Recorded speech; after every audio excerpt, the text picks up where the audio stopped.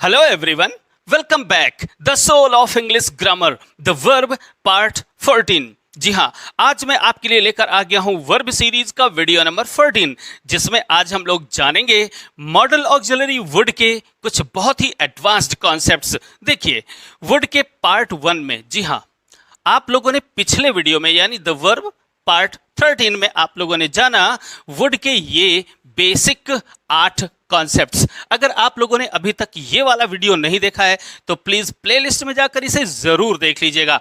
आज इस वीडियो में हम लोग जानेंगे शेष बचे हुए ये 6 एडवांस्ड कॉन्सेप्ट्स। जी हाँ, ये बहुत ज्यादा जरूरी है और स्पोकन इंग्लिश के लिहाज से तो ये बहुत ही ज्यादा इंपॉर्टेंट है।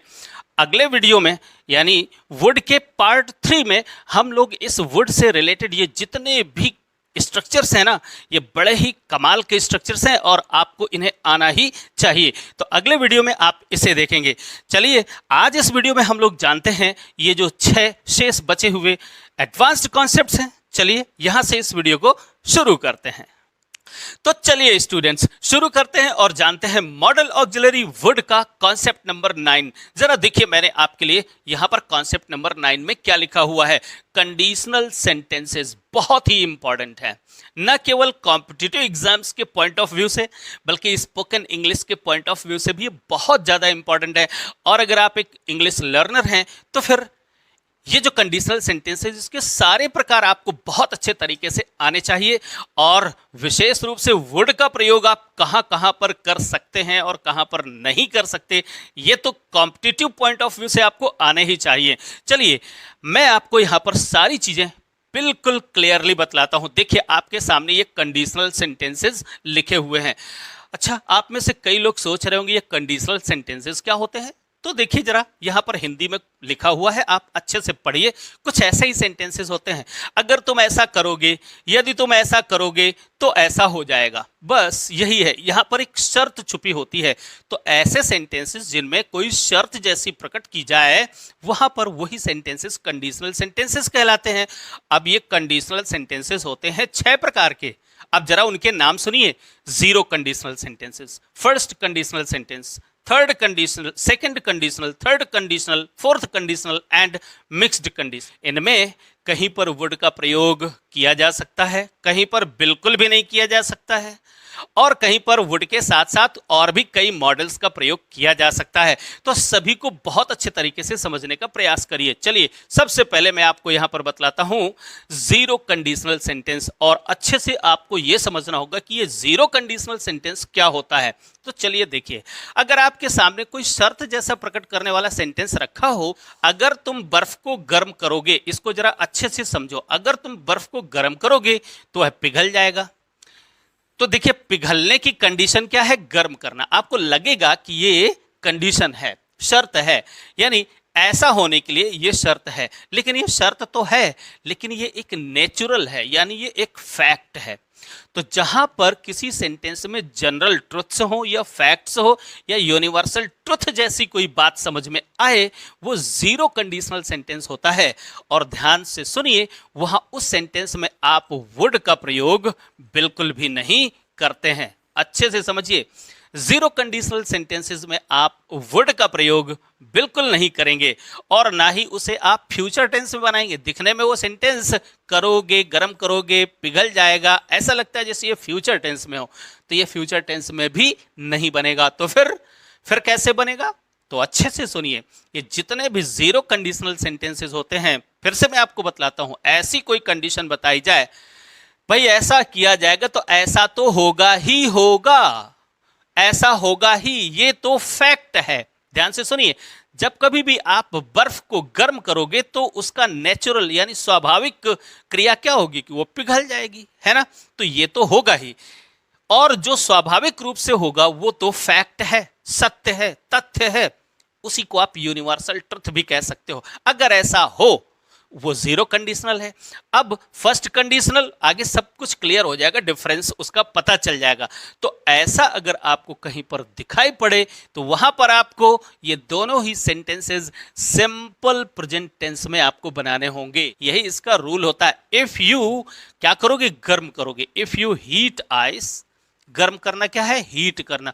वर्ब की फर्स्ट फॉर्म का यूज करोगे यानी सिंपल प्रेजेंट टेंस में, और ये वाला सेंटेंस भी सिंपल प्रेजेंट टेंस में ही बनेगा। दिखने में ये भले ही फ्यूचर टेंस के दिखाई पड़े तो वह पिघल जाएगा, इट मेल्ट्स। आप यहां पर ऐसे बोलेंगे, समझ गए क्या? जी हाँ, जीरो कंडीशनल सेंटेंसेस में दोनों ही यानी इफ वाली जो क्लॉज होती है और जो मेन क्लॉज होती है वो दोनों ही सिंपल प्रेजेंट टेंस में होती हैं। यहां पर आप वुड का प्रयोग नहीं करेंगे। चलिए अच्छा, अब देखते हैं ये फर्स्ट कंडीशनल सेंटेंस, इसमें क्या होता है। देखिए, अगर तुम मुझे फोन करोगे, यहां पर भी फोन करोगे, तो मैं तुम्हारी मदद के लिए आऊंगा।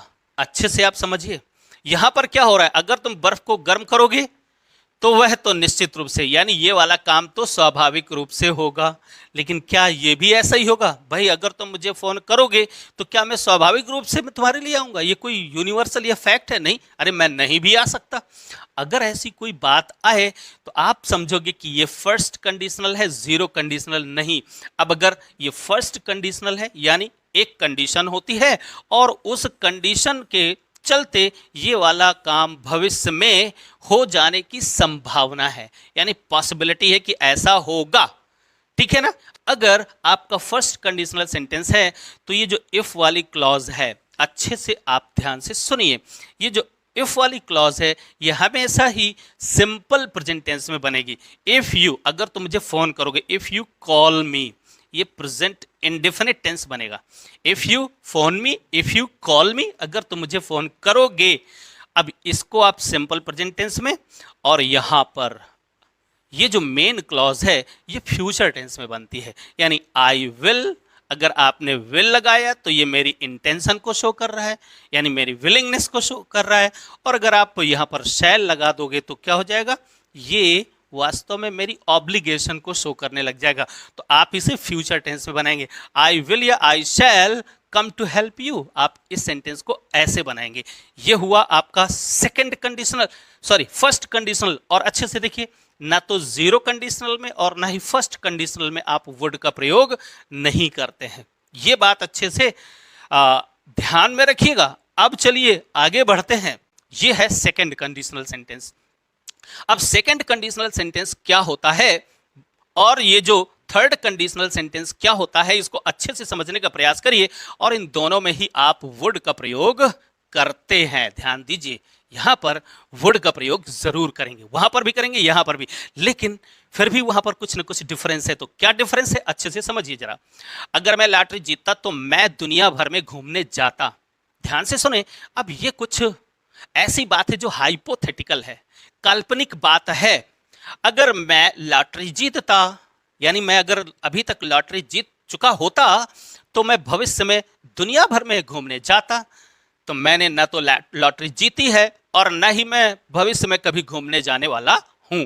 तो ध्यान दीजिए यहां पर कि ये एक हाइपोथेटिकल सिचुएशन है। अब प्रेजेंट और फ्यूचर की ध्यान से सुनिए। यहां पर क्या है, अगर मैं अभी तक लॉटरी जीत चुका होता, ऐसी कोई बात है, यानी लॉटरी जीतने की बात मैं भूतकाल की कर रहा हूं, जो कि हुई नहीं, केवल कल्पना है, मेरी हाइपोथेसिस है। और आगे भविष्य में ऐसा मैं करता, घूमने जाता, आगे जाता, फ्यूचर में जाता। तो जब आप फ्यूचर की कोई ऐसी हाइपोथेटिकल बात करते हैं तो फिर यहां पर इन दोनों ही सेंटेंसेस में जो वर्ब कॉम्बिनेशन है उसे बहुत अच्छे से अपने दिमाग में सेट करिए। देखिए, ध्यान रखेंगे, ये क्या है, ये है आपका सेकंड कंडीशनल सेंटेंस, ठीक है ना। तो सेकंड कंडीशनल सेंटेंस में क्या होता है, ये जो इफ वाली क्लॉज होगी, ये क्लॉज बाद में भी हो सकती है, ये वाली क्लॉज पहले भी हो सकती है, ये कहीं भी हो, बट इफ वाली क्लॉज हमेशा सिंपल पास्ट में यानी पास्ट इंडेफिनिट टेंस में। If I one the lottery, ये वन, विन की सेकंड फॉर्म आई, V2, ठीक है ना। तो अगर ऐसा कुछ है, यानी अगर आप प्रेजेंट या फ्यूचर की हाइपोथेटिकल कोई आप ऐसी संभावना के बारे में बात कर रहे हैं जो कि होने वाली नहीं है, केवल काल्पनिक मात्र है। अगर मैं लॉटरी जीतता तो नहीं जीता ना, तो जो मैं हुआ ही नहीं, बस उसकी कल्पना मात्र, यानी हाइपोथेटिकल सिचुएशन में आप क्या करते हैं, इफ वाली क्लॉज को पास्ट इंडेफिनिट टेंस में बनाते हैं और यहां पर वुड का प्रयोग करते हैं और प्लस वर्ब की फर्स्ट फॉर्म का। तो I would travel around the world, ठीक है ना। If I one the lottery, अगर मैं लॉटरी जीतता तो मैं ऐसा भविष्य में करता, यानी पूरे विश्व में मैं ट्रैवल करता, घूमने जाता, बट मैं जीता ही नहीं और ना मुझे जाना है, तो केवल कल्पना मात्र है। ओके, अच्छा, अब अच्छे से देखिए, यही बात अगर इसी तरीके की हाइपोथेसिस, कोई हाइपोथेटिकल अगर बात मैं अगर भूतकाल में, यानी ये वाली पूरी की पूरी बातें भूतकाल में ही हो, तो फिर क्या होगा। जैसे यहां पर अगर तुम उसे पार्टी के बारे अगर उसे पार्टी के बारे में पता होता तो वह आती। ध्यान से सुने, ये भी और ये भी सेंटेंस देखने में बिल्कुल एक जैसे लग रहे हैं। हमने यहां पर ये मान लिया है कि ये घूमने जाने वाली जो बात है भविष्य में होगी, तो ये फ्यूचर की हाइपोथेटिकल सिचुएशन हो गई। लेकिन अब हम यहां पर मान रहे हैं कि अगर उसे पार्टी के बारे में पता होता भूतकाल में, तो वह पार्टी में आती, यानी वो भी पास्ट में ही हो चुका। तो जब हम पास्ट की बात करते हैं, पास्ट की हाइपोथेटिकल सिचुएशन की अगर हम बात करते हैं, तो फिर यहां पर जो वर्ब कॉम्बिनेशन है दोनों क्लॉजेस में, वो क्या होंगे, अच्छे से देखिए जरा। इफ सी, तो ध्यान से सुने, इफ वाली क्लॉज को हम यहां पर क्या करते हो, पास्ट इंडेफिनिट टेंस में। यहां पर आपको पास्ट परफेक्ट टेंस, ध्यान से सुनिए, आपको यहां पर हैड का प्रयोग करना होगा और इसके साथ वर्ब की थर्ड फॉर्म का। तो यहां पर क्या है, अगर उसे पार्टी के बारे में पता होता, if she had known about, यहां पर क्या है, नोन अबाउट। देखिए यहां पर हैड हेल्पिंग वर्ब की थर्ड फॉर्म, ये हो गया पास्ट परफेक्ट टेंस। ठीक, अब अगर पास्ट परफेक्ट टेंस हो गया ये, तो फिर अब आप यहां पर इसके साथ में केवल वुड नहीं, बल्कि वुड के साथ, सी वुड के साथ आपको हैव का प्रयोग करना होगा। ठीक है ना, और इसके साथ साथ आपको वर्ब की थर्ड फॉर्म का प्रयोग करना होगा। तो वह आती, तो सी वुड हैव कम, वर्ब की थर्ड फॉर्म। जी हाँ, ये सेंटेंस बनेगा। अच्छे से देखिए, ये है आपका सेकंड कंडीशनल और ये है आपका थर्ड कंडीशनल। तो जो अच्छे से देखना है आपको, यहां पर जब कभी भी हम इफ वाली क्लॉज में हैड नोन यानी पास्ट परफेक्ट टेंस का यूज करते हैं, तो मेन क्लॉज में हम वुड हैव और वर्ब की थर्ड फॉर्म का प्रयोग करते हैं। ये पास्ट की हाइपोथेटिकल सिचुएशन है और ये प्रेजेंट या फ्यूचर की हाइपोथेटिकल सिचुएशन है। यहां पर पास्ट इंडेफिनिट और वुड प्लस वर्ब की फर्स्ट फॉर्म का प्रयोग होता है। यहां पर पास्ट के लिए आपको इफ वाली क्लॉज में पास्ट परफेक्ट टेंस और मेन क्लॉज में वुड हैव और वर्ब की थर्ड फॉर्म का प्रयोग करना होता है। और यहां पर आप वुड का प्रयोग करते हैं जब सेकंड और थर्ड कंडीशनल की बात होती है। फोर्थ कंडीशनल में भी आप वुड का प्रयोग करते हैं। चलिए आगे देखते हैं। फोर्थ कंडीशनल ये है, अगर मैं उस नौकरी की पेशकश को स्वीकार किया होता, अगर मैंने उस नौकरी की पेशकश यानी ऑफर को मैंने स्वीकार किया होता, तो मैं अब एक अलग शहर में रह रहा होता। यानी भूतकाल में अगर ऐसा हुआ होता तो इस समय मैं ऐसा कर रहा होता, यानी ये प्रेजेंट की सिचुएशन है ना। प्रेजेंट की सिचुएशन को बताने के लिए आप कैसे, देखिए वैसे ही इफ वाली क्लॉज को आपको क्या करना है, उसी पास्ट परफेक्ट टेंस में यानी हैड प्लस वर्ब की थर्ड फॉर्म का यूज करना है। ठीक है ना, और इस समय वर्तमान में ऐसा हो रहा होता तो आप वुड का प्रयोग करेंगे, बी लगाएंगे और वर्ब में आईएनजी फॉर्म भी यहां पर यूज कर सकते हैं। तो ये हो गई आपकी फोर्थ कंडीशनल।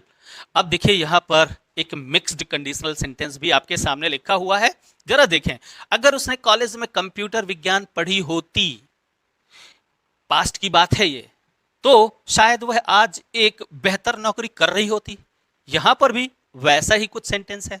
तो आप क्या कर रहे हैं यहां पर, if she had studied computer science, यहां पर भी हमने हैड और वर्ब की थर्ड फॉर्म का प्रयोग किया है। ठीक है ना, इन कॉलेज। तो क्या हो रहा है, सी। अब यहां पर आप वुड का प्रयोग कर भी सकते हैं, नहीं भी कर सकते हैं। ठीक है ना, might have a better job today. तो आपको अगर इन सभी कंडीशनल सेंटेंसेस के बारे में बहुत ज्यादा डिटेल में पढ़ना है, तो फिर मैंने आपके लिए एक वीडियो बनाया हुआ है।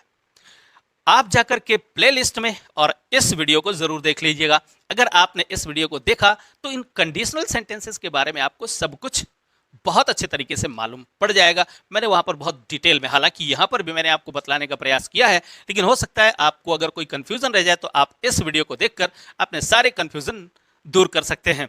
अब आपके लिए मैंने यहाँ पर कुछ सेंटेंसेस लिखे हुए हैं, इनको अच्छे से पढ़िए। इसका एक स्क्रीनशॉट लीजिए, मैं अलग हट जाता हूं। इसका एक स्क्रीनशॉट लीजिए। स्क्रीनशॉट लेने के बाद अच्छे से इनको ध्यान से देखें, पढ़ें, समझें और देखिए कि यहाँ पर कौन सी कंडीशन है, फर्स्ट है, सेकंड है, थर्ड है, फोर्थ है, मिक्स्ड है, जैसे भी है, जैसे भी आपको समझ में आए वैसे ही आप ट्रांसलेशन करके यहाँ नीचे कमेंट बॉक्स में जरूर ड्रॉप करिए। चलिए अब आगे बढ़ते हैं और कॉन्सेप्ट नंबर, जी हाँ, 10 देखिए जरा। हाइपोथेटिकल सिचुएशंस, मैं यहां पर भी हाइपोथेटिकल सिचुएशंस के बारे में ही डिस्कस करूंगा, लेकिन यहां पर वो जो हाइपोथेटिकल सिचुएशन है वो किसी इफ क्लॉज पर डिपेंडेंट नहीं होगी। तो चलिए जरा सबसे पहले तो इस कॉन्सेप्ट को पढ़ते हैं। लिखा है, word is used to discuss hypothetical और possible situations that we can imagine happening but that are not dependent on a conditional if clause. क्या मतलब हुआ इसका? वुड का प्रयोग किया जा सकता है किसी हाइपोथेटिकल सिचुएशन को डिस्कस करने के लिए, यानी वही काल्पनिक सिचुएशन को डिस्कस करने के लिए या किसी संभावित सिचुएशन को डिस्कस करने के लिए वर्ड का प्रयोग किया जा सकता है। बट ध्यान रखें, वहां पर वो जो काल्पनिक सिचुएशन होगी वो किसी इफ क्लॉज पर डिपेंडेंट नहीं होगी। यानी वहां पर जो मैंने कंडीशनल सेंटेंसेस बतलाए वो कंडीशनल सेंटेंसेस थे और वहां पर जितने वर्ब कॉम्बिनेशन मैंने आपको बतलाए वो अलग। अब यहां पर जो वुड के साथ जो वर्ब, वुड के साथ वर्ब की फर्स्ट फॉर्म भी हो सकती है। फर्स्ट फॉर्म होगी तो हम प्रेजेंट या फ्यूचर की हाइपोथेटिकल सिचुएशन के बारे में बात करेंगे, और अगर वुड हैव प्लस वर्ब की थर्ड फॉर्म होगी तो हम पास्ट की हाइपोथेटिकल सिचुएशन के बारे में डिस्कस करेंगे। बस इतना सा कॉन्सेप्ट आप अच्छे से अपने दिमाग में रख लीजिए। देखिए यहाँ पर कुछ एग्जाम्पल्स हैं। देखिए, चिंता मत करो कि प्रवेश नहीं मिला, वैसे भी यह बहुत ही दिलचस्प कक्षा नहीं होती या होगी। अच्छे से आप समझिएगा इसको। चलिए मैं यहाँ पर पहले पास्ट की सिचुएशन को पहले आपको डिस्कस कर रहा हूँ। यहाँ पर मैं होगी नहीं, अगले सेंटेंस में मैं भविष्य यानी आगे आने वाली सिचुएशन के बारे में बात करूंगा। देखो जरा, चिंता मत करो कि प्रवेश नहीं मिला, तुम्हें एंट्री नहीं मिली, डोंट वरी, चिंता मत करो। वैसे भी वहाँ पर तो ऐसे फालतू के लोग थे, वो कोई अच्छी क्लास नहीं होती, यानी कोई दिलचस्प कक्षा नहीं होती। एक्चुअली मैं यहाँ पर क्या कर रहा हूँ, बीते हुए समय की एक सिचुएशन, एक हाइपोथेटिकल सिचुएशन मैं यहाँ पर कल्पना मात्र कर रहा हूँ। तो भूतकाल की अगर हाइपोथेटिकल सिचुएशन आ जाए तो आप यहाँ पर देखो, डोंट वरी, यस देखो, डोंट वरी, यहाँ पर सिंपल सा सेंटेंस है। यहाँ पर कोई ऐसा, जैसे मैंने वहाँ पर इफ वाली क्लॉज और जो मेन क्लॉज की बात करी थी, यहाँ पर कोई इफ क्लॉज नहीं है। यहाँ पर सिंपल सा सेंटेंस है, don't worry about not getting in, चिंता मत करो कि तुम्हें प्रवेश नहीं मिला, डोंट वरी, ठीक है ना। वैसे भी यह बहुत ही दिलचस्प कक्षा नहीं होती, मैं यहाँ पर केवल कल्पना मात्र कर रहा हूँ भूतकाल की, ठीक है ना, जो सुबह बीत चुका मैं उसकी बात कर रहा हूँ। अगर ऐसा है तो यहाँ पर आपको क्या करना पड़ेगा, इट वुडंट, आप वुड नॉट का प्रयोग, it would not have been, ध्यान से सुने, यहाँ पर आपने हैव और होना मीन्स बी की थर्ड फॉर्म, ठीक है ना। So it wouldn't have been a very interesting class anyway, ठीक। तो इस तरीके से मैं भूतकाल की सिचुएशन, और वो भी कैसी, हाइपोथेटिकल किसी सिचुएशन को डिस्कस करने के लिए मैं वुड के साथ हैव और वर्ब की थर्ड फॉर्म का प्रयोग करूंगा। बट यहां पर जरा देखिए, वह आपके अध्ययन समूह में शामिल हो जाती भाई, पर उसके पास स्कूल के बाद कोई खाली समय नहीं है। अब मैं यहाँ पर था काट देता हूँ, यानी पास्ट की सिचुएशन को हटा देता हूँ। अब मैं यहाँ पर क्या कर रहा हूँ, प्रेजेंट, उसके पास खाली समय नहीं है, उसके, मैं कह रहा हूँ स्कूल के बाद उसके पास खाली समय बिल्कुल नहीं है, नहीं तो अध्ययन समूह में शामिल होती, यानी कोई है एजुकेशनल ग्रुप है उसमें शामिल हो जाती। अब यहाँ पर आपको पढ़कर लग रहा है उसके पास खाली समय नहीं है तो वो नहीं जा पाएगी, शामिल नहीं हो पाएगी। यहाँ पर भी ऐसी ही कोई पॉसिबल सिचुएशन के बारे में बात कर रहा हूं मैं, हाइपोथेटिकल है, ठीक है ना। तो बस ऐसे अगर सेंटेंस आ जाएं और अगर हम प्रेजेंट या फ्यूचर की पॉसिबिलिटी या हाइपोथेटिकल सिचुएशन को डिस्कस करें तो यहाँ पर आपको वुड और हैव का प्रयोग नहीं, केवल वुड और वर्ब की फर्स्ट फॉर्म का प्रयोग करना है। जैसे वह आपके अध्ययन समूह में शामिल होती, सी वुड ज्वाइन, यहाँ पर आप क्या करोगे, केवल और केवल वुड का प्रयोग करोगे, सी वुड ज्वाइन। अब आप ऐसा नहीं कह सकते सी वुड हैव ज्वाइंड, अगर कर दोगे तो वो पास्ट की हाइपोथेटिकल सिचुएशन हो जाएगी। She would join your study group but she does not have, यहां पर उसके पास नहीं है, she does not have any free time after school. अब ध्यान से सुने, अगर यहां पर है नहीं बल्कि था लगा होता, पास्ट की सिचुएशन होती तो क्या कर देते, she would have joined your study group, उसने आपके स्टडी ग्रुप को ज्वाइन किया होता या शामिल होती, है ना, पर उसके पास स्कूल के बाद कोई खाली समय ही नहीं था। अगर था तो पास्ट की सिचुएशन हो गई। तो अब यहां पर आप डज नॉट के स्थान पर डिड नॉट का के लिए प्रयोग कर देंगे। तो मुझे लगता है ये दोनों बातें आपको और बेहतर तरीके से समझ में आई होंगी। वेल, ये तो हुआ कॉन्सेप्ट नंबर 10। अब आइए, बहुत ही इंपॉर्टेंट है, पोलाइटली ओपिनियन देते हैं आप। ओपिनियन माने अपनी राय देते हैं, और जब कभी किसी को आप राय दे रहे होते हैं तो वो एक सेंटेंस होता है असर्टिव सेंटेंस, जो सब्जेक्ट से शुरू होता है। कहां से, सब्जेक्ट से। और जब सब्जेक्ट के साथ कोई सेंटेंस शुरू होता है, बाद में फुल स्टॉप लगाते हैं, तो उसे हम डिक्लेरेटिव सेंटेंस बोलते हैं। ठीक है, यानी वहां पर एक डिक्लेरेशन की जाती है, एक फोर्सफुल डिक्लेरेशन होती है कि ऐसा होगा, ऐसा होता है ना, ऐसा कुछ होता है। तो उस सेंटेंस में अगर हम पोलाइटली अपने ओपिनियन को अगर व्यक्त करना चाहें, भाई एडवांस्ड पॉइंट है ये, और जो स्पोकन इंग्लिश के लिए बहुत ज्यादा इंपॉर्टेंट है, क्योंकि जब इंग्लिश में बात करने की बात आएगी तो ऐसे सेंटेंसेस तो कहीं पर भी आपके सामने हो सकते हैं, और अगर आप वर्ड का प्रयोग नहीं जानेंगे तो फिर पता नहीं क्या बोलेंगे और उसका मीनिंग क्या निकलेगा। देखो जरा क्या है यहाँ पर, एक मैंने कॉन्सेप्ट लिखा हुआ है, अच्छे से समझिए। Would can be used, would का प्रयोग किया जा सकता है विद ओपिनियन वर्ब्स।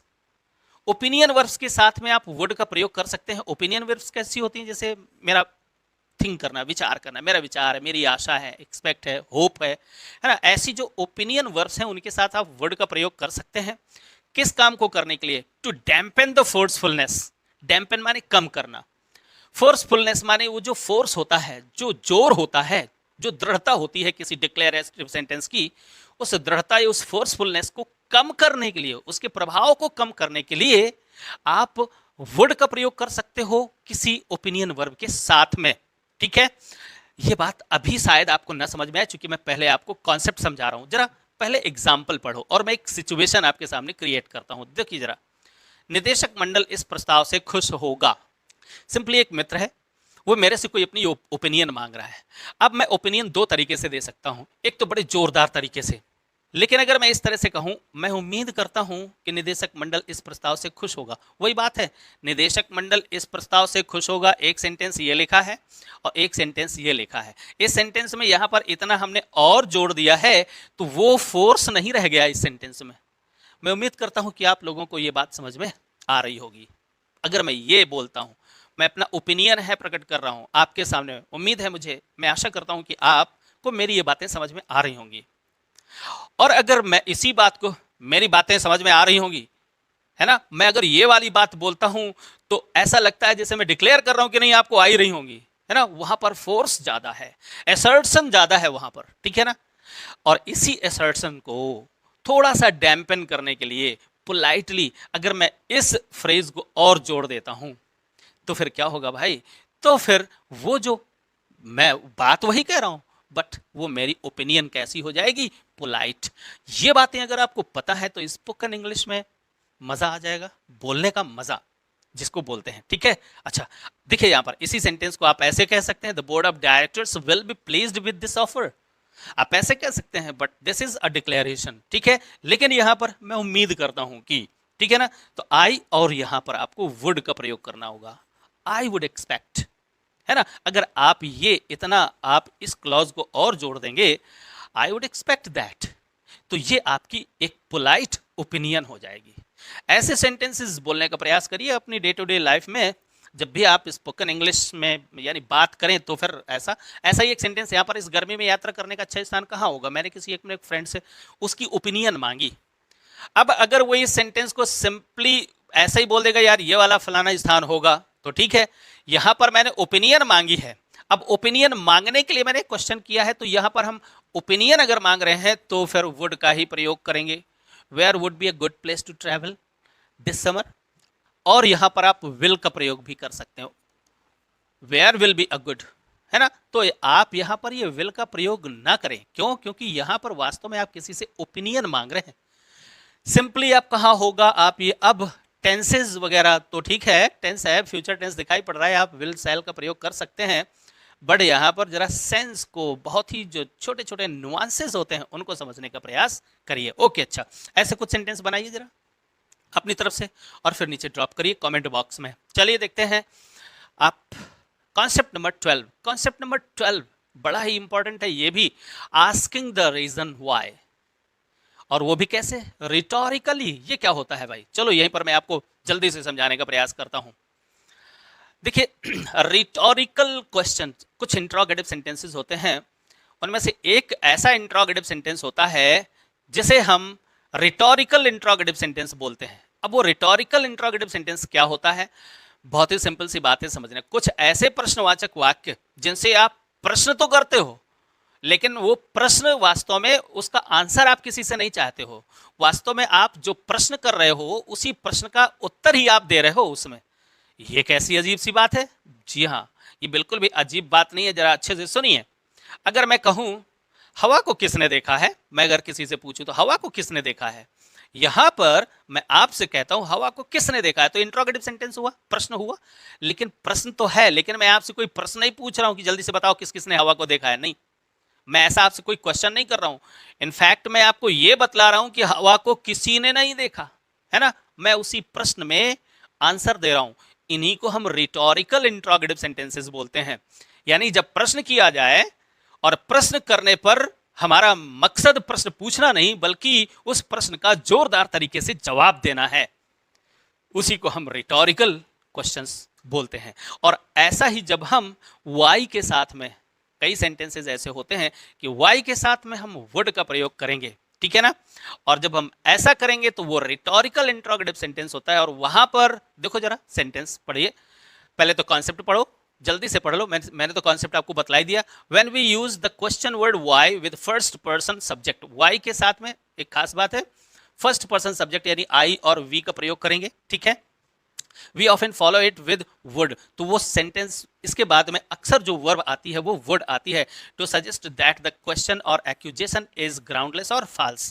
देखो यहां पर क्या लिखा हुआ है, वाई के बाद में अगर मैं यहां पर वुड लगा देता हूं, why would I try to hide anything from you, है ना। तो अब जैसे आप या मेरा फ्रेंड है, मेरे से कहता है सर आप ये बात मेरे से छुपा रहे हो, यानी वो मेरे ऊपर कोई एक्यूजेशन यानी कोई आरोप लगा रहा है, उसी को है। देखो यहाँ पर जो एक्यूजेशन है, कोई आरोप है, वो ग्राउंडलेस है। मैं ये बतलाने का प्रयास करूंगा कि सिंपली इस सेंटेंस को अच्छे से पहले सुनिए। एक फ्रेंड आता है मेरा, वो मुझसे कहता है यार तुम मुझसे कुछ छुपाने का प्रयास कर रहे हो, तो मैं उससे कहता हूँ यार भाई मैं तेरे से भला क्यों छुपाऊंगा, मैं भला तुमसे क्यों छुपाऊंगा। यानी यहाँ पर मैं उससे ये कह रहा हूं कि मैं उससे कुछ नहीं छुपाऊंगा, उसका जो आरोप है वो ग्राउंडलेस है, बेबुनियाद है, ठीक है ना। यहां पर मैं उससे प्रश्न नहीं पूछ रहा हूं कि जल्दी से तुम बताओ बताओ रीजन, मैं भला क्यों छुपाऊंगा, नहीं, ऐसा कुछ नहीं। आप ये कहना चाहते हो कि आप उससे कुछ नहीं छुपाओगे।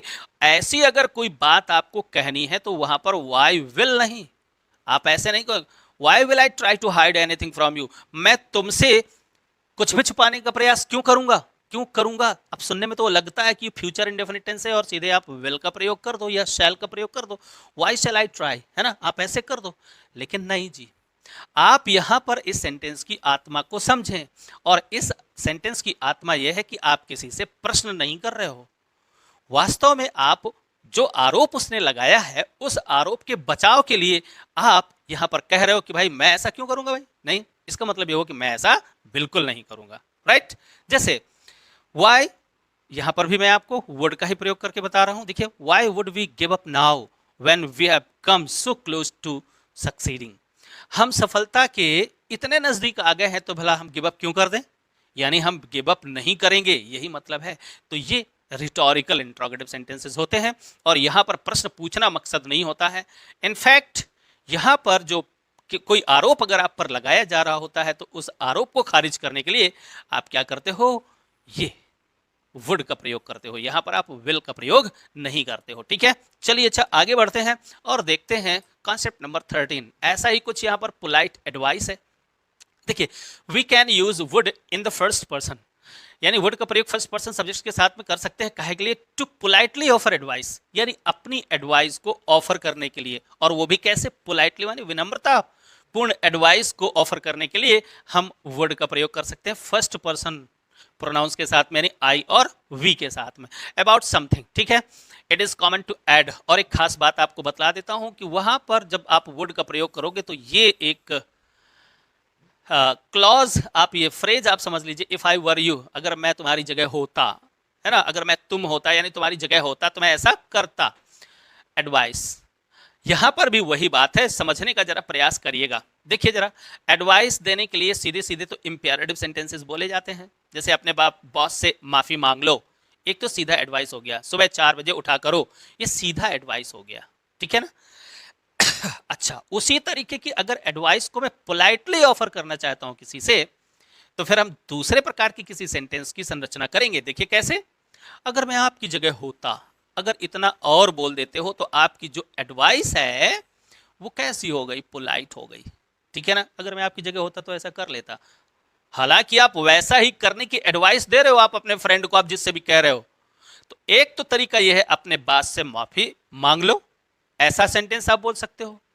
और उसी एडवाइस को अगर आप इस तरह से बोलते हो, अगर मैं आपकी जगह होता तो मैं अपने बॉस से माफी मांग लेता, ये भी एडवाइस ही है। यानी मैं उसको इनडायरेक्ट वे पे उसके बॉस से माफी मांगने के लिए एडवाइस कर रहा हूं। ठीक है, तो इस तरह की पोलाइट एडवाइस को अगर आप कहना चाहें तो आप अपने फ्रेंड से, अपने मित्रों से, आप अपने परिचितों से कुछ ऐसा कहें। कैसा? I would apologize. कैसे? ऐसे, I would apologize to the boss if I were you. ठीक है, ये सेंटेंसेस बोलने में बहुत अच्छे लगते हैं। और अगर आप इंग्लिश को बाय हार्ट सीखना चाहते हैं, इंग्लिश को फील करके अगर आप बोलना चाहते हैं, तो फिर इन सेंटेंसेस को तो भाई सीखना ही पड़ेगा। एंड अपनी जो डेली कन्वर्सेशन में इन सेंटेंसेस को आपको यूज करना शुरू कर देना चाहिए। देखिए जरा, अगर मैं आपकी स्थिति में होता तो मैं नौकरी की पेशकश को स्वीकार कर लेता। देखो यहाँ पर एक कोई मेरे एक फ्रेंड के पास में कोई सर्विस यानी जॉब ऑफर आया हुआ है। उस जॉब ऑफर को मैं ऐसे भी कह सकता हूँ, ऐसे भी एडवाइस दे सकता हूँ, अरे यार बहुत अच्छी कंपनी है, जल्दी से जॉब ऑफर को एक्सेप्ट करो। मैं ऐसे भी उसे एडवाइस दे सकता हूं। लेकिन इसी एडवाइस को थोड़ा सा मैं पोलाइट वे पे अगर कहूं तो कुछ ऐसे कह सकता हूं। अगर मैं आपकी स्थिति में होता, इफ आई वर यू, वैसे ही होता, if I were in your position, अगर आपकी मैं स्थिति में होता तो आई वुड एक्सपेक्ट, क्या होता? आई वुड एक्सपेक्ट, मैं ऐसा कर लेता। राइट? तो ऐसे सेंटेंसेस ये बड़े ही इंपॉर्टेंट सेंटेंसेस हैं जो आपको आपकी स्पोकन इंग्लिश में चार चांद लगा सकते हैं अगर आप इसको थोड़ा सा प्रैक्टिस करते हैं। वेल, अब आइए डिटर्मिनेशन। मैंने आपको जब वेल पढ़ाया था तो मैंने आपको बतलाया था कि डिटर्मिनेशन को शो करने के लिए आप आई और वी के साथ विल का प्रयोग कर सकते हैं और बाकी सबके साथ शैल का प्रयोग कर सकते हैं। ऐसा कुछ मैंने आपको बतलाया था। ठीक है ना? चलिए, अब आपको थोड़ा अजीब सा लगेगा कि डिटर्मिनेशन को शो करने के लिए भी क्या हम वुड का प्रयोग कर सकते हैं? तो ध्यान से सुनिए, कई बार यहां पर कॉम्पिटिटिव एग्जाम में आ जाएगा वुड लगा होगा और आप सोचेंगे अरे यार वुड तो नहीं लगता है ऐसा कुछ। लेकिन जी नहीं, डिटर्मिनेशन को शो करने के लिए भी आप वुड का प्रयोग कर सकते हैं कुछ विशेष सेंटेंसेस में। देखिए जरा, यहां पर मैं इस मैच को किसी भी तरीके से जीत लूंगा, चाहे कुछ भी हो। जब बहुत ज्यादा आप अपनी जिसको डिटर्मिनेशन बोलते हैं, संकल्प अगर आपने कर लिया है कुछ ऐसा सेंटेंस, तो फिर आप विल का प्रयोग तो कर ही सकते हैं। और ज्यादा कॉमन है विल का प्रयोग करना भी, लेकिन वुड का प्रयोग भी आप यहां पर कर सकते हैं। I would win this match by hook और बाय क्रुक। किसी भी तरीके से, हर हाल में मैं इस मैच को जीतूंगा ही जीतूंगा। ठीक है ना? अगर आप इस तरीके का संकल्प प्रकट करना चाहते हैं तो आप वुड का प्रयोग कर सकते हैं, हालांकि आप विल का प्रयोग भी कर सकते हैं। ओके, ये भी सही है, ये भी सही है। अच्छा, मैं उनके सभी प्रोटेस्ट के बावजूद आगे बढ़ूंगा। अपनी फर्म डिटर्मिनेशन को अगर आप शो करना चाहते हैं तो आई के साथ विल तो आप कर ही लेंगे, बट वुड का प्रयोग भी आप कर सकते हैं। अपनी जानकारी में रखिए कि अगर कभी किसी कॉम्पिटिटिव एग्जाम में ये ऑप्शन रखा हो तो ये ऑप्शन बिल्कुल करेक्ट होता है। राइट? ओके, तो अब ये हुआ आपका वीडियो नंबर 2 वुड पर। ठीक है, अब वुड के हो गए कुल मिलाकर के 14 कॉन्सेप्ट्स। अब ये सारे के सारे कॉन्सेप्ट्स अपने दिमाग में रखें और फिर इसके बाद जहां जहां ये वुड लगा है हर जगह उन्हीं 14 में से कोई एक कॉन्सेप्ट जरूर होगा और फिर उसके साथ वर्ब की फर्स्ट फॉर्म आ सकती है, फिर बी हो सकता है, वर्ब की थर्ड फॉर्म हो सकती है, हैव हो सकता है, वर्ब की थर्ड फॉर्म हो सकती है, हैव बीन हो सकता है, वर्ब की थर्ड फॉर्म हो सकती है। यानी वुड के ये बहुत सारे स्ट्रक्चर्स हैं, यहां पर भी बहुत अच्छे तरीके से समझने की जरूरत है। इसलिए स्पेशल एक नया वीडियो मैं आपको अगला यही बना करके दूंगा, तो इसे भी जरूर आप वॉच करिएगा। आज के लिए इतना ही, अब मिलते हैं बहुत जल्द, तब तक के लिए बाय बाय।